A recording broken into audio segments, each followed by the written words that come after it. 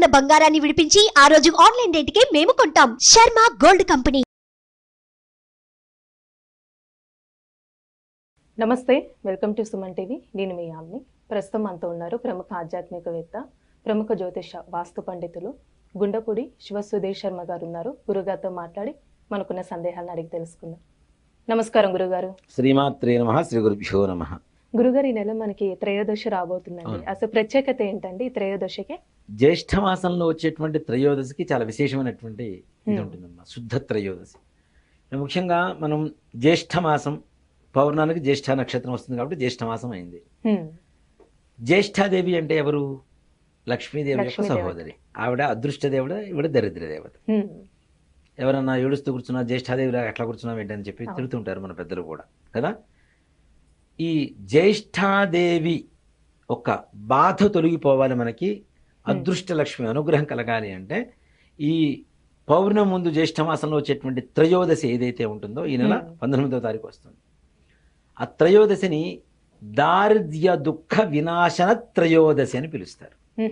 అంటే సకల బాధలు నివారణ కలుగజేసేటువంటి త్రయోదశి. ఇప్పుడు మనం చూడండి, ధనత్రయోదశి చేస్తాం లక్ష్మీదేవి అనుగ్రహానికి కదా.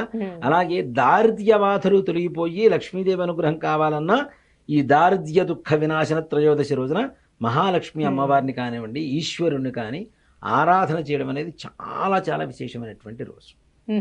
దీంట్లో నిజంగా చెప్పాలి అంటే ఇవాల్టి రోజున ఈ త్రయోదశి 19వ తారీఖు, జూన్ 19వ తారీఖున కుబేర వ్రతం అని చెప్పి ఒక వ్రతం ఉంటుంది. అది చేసిన విశేషమైనటువంటి యోగం కలుగుతుంది, కుబేర వ్రతం. ఈ కుబేరుడు కూడా ఏంటి అంటే ధనదత్తుడు అనేటువంటి ఒక వైశ్యుడు. ఆయన వైశ్యుడు అంటే వైశ్యులకు ఉండేటువంటి లక్షణం ఏంటి? దానం ఇవ్వటం, వ్యాపారం చేయటం, సంపాదన, ఎక్కువగా బిజినెస్ చేసేటువంటి వాళ్ళందరూ కూడాను వైశ్యులు, ఆర్య వైశ్యులు అని పిలుస్తాం కదా. అంటే ఉన్నతమైనటువంటి ఒక జాతి వీళ్ళందరూ కూడాను. వాళ్ళు ఉండడం ద్వారా నిజంగా ఒక మాట చెప్పాలంటే ఈ రోజుల్లో ఇంకా భారతదేశం ముందుకు వెళ్ళటానికి కూడా కారకులు అవుతున్నారు ఆర్య వైశ్యులు.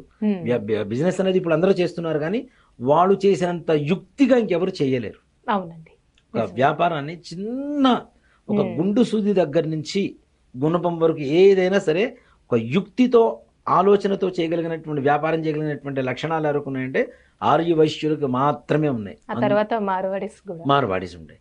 అలాగే దేవాలయాలు, ధర్మ కార్యాలు ఎక్కువగా జరపబడుతున్నాయంటే దానికి మూలం కూడా వైశ్యులనే చెప్తారు. అంటే వాళ్ళ ధన సహాయం, ఆర్థిక సహాయం, వస్తు సహాయం చాలా చాలా విశేషంగా చేస్తూ ఉంటారు నిజంగా. అంటే పూర్వకాలంలో చూడండి, చాలా దేవాలయాల్లో ఇప్పుడు మనం హంపి వెళ్తాం, హంపిలో అక్కడ మిరియాల గణపతి అని ఒకటి ఉంటుంది, గణపతి, ఆవాల గణపతి అని ఒకటి ఉంటుంది. అంటే ఒక వ్యాపారి వైశ్యుడు ఆవాలు అమ్మడం ద్వారా వచ్చినటువంటి డబ్బులతో గణపతిని ప్రతిష్ఠ చేయించాడు. ఇంకో వ్యాపారి మిరియాలు అమ్మడం ద్వారా వచ్చినటువంటి డబ్బుతో గణపతిని ప్రతిష్ఠ చేశారు. కాబట్టి వాటికి పేర్లు కూడా అవే, మిరియాల గణపతి, ఆవాల గణపతి. అంటే వాళ్ళు చేసినటువంటి వ్యాపారంలో ప్రతి దాంట్లో కూడాను ధర్మ కార్యాలకి ఎక్కువగా ఖర్చు పెట్టేటువంటి వ్యక్తులు వాళ్ళు. అలాంటి వైశ్యుకులంలో ఒక ధనదత్తుడు అనేటువంటి ఒక ఆయన పుట్టాడు. ఈ పుట్టినప్పుడు ఏమైంది, ఈయన వయసు పెరుగుతోంది, ఈయనకు అసలు దానం చేయడం అనేది ఇష్టం లేదు, దాచుకోవడం మాత్రమే అలవాటైంది.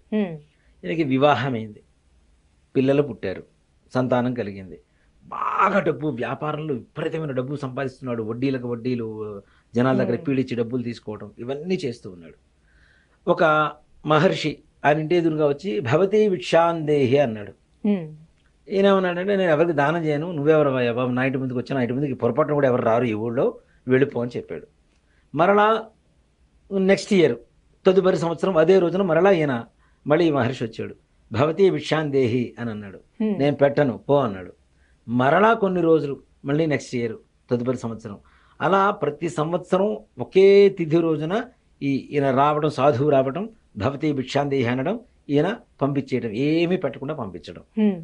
ఈయనకి ఒక డౌట్ వచ్చింది, నేను పెట్టను కదా, ఎందుకు వస్తున్నాడు, ఏదేమైనా సరే ఆయన ఎన్నిసార్లు వచ్చినా నేను పెట్టకూడదు, మెంటల్గా ఫిక్స్ అయిపోయి ఉన్నాడు. సరే అని చెప్పి ఒక సంవత్సరం ఒక రోజున వచ్చాడు, భవతి భిక్షాందేహి అన్నాడు.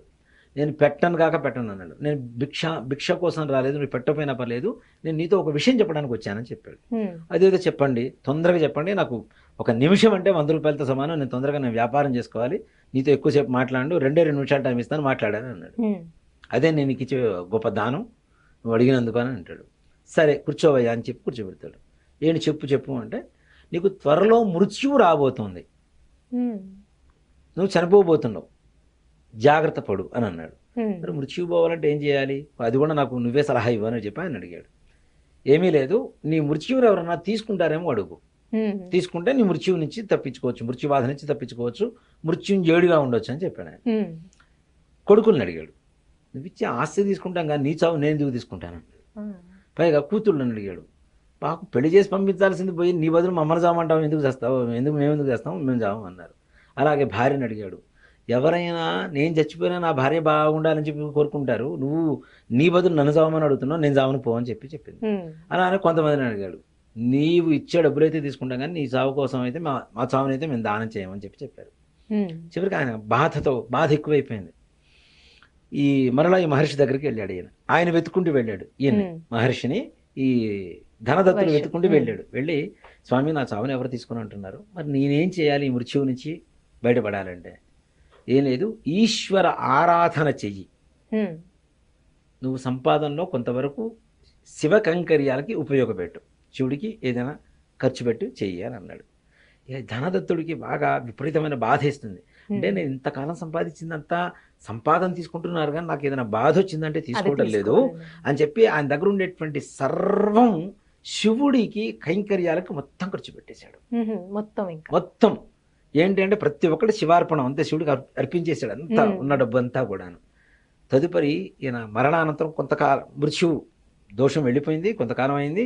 ఈ మానవ జన్మ అన్న తర్వాత మరణం తప్పదు కాబట్టి 100 సంవత్సరాల తర్వాత ఈయన చనిపోయిన తర్వాత కైలాసానికి వెళ్ళారట. ఈయన చేసినటువంటి అన్నదానాలు, పూజలు, అభిషేకాలు, ఆరాధనలు, అలంకారాలు, భస్మాభిషేకాలు ఇవన్నిటికీ ఈశ్వరుడు వచ్చి కైలాసం నుంచి దూతలను పంపించి ఈ ధనదత్తుడిని ఆయన దగ్గర తీసుకుని వెళ్ళారు.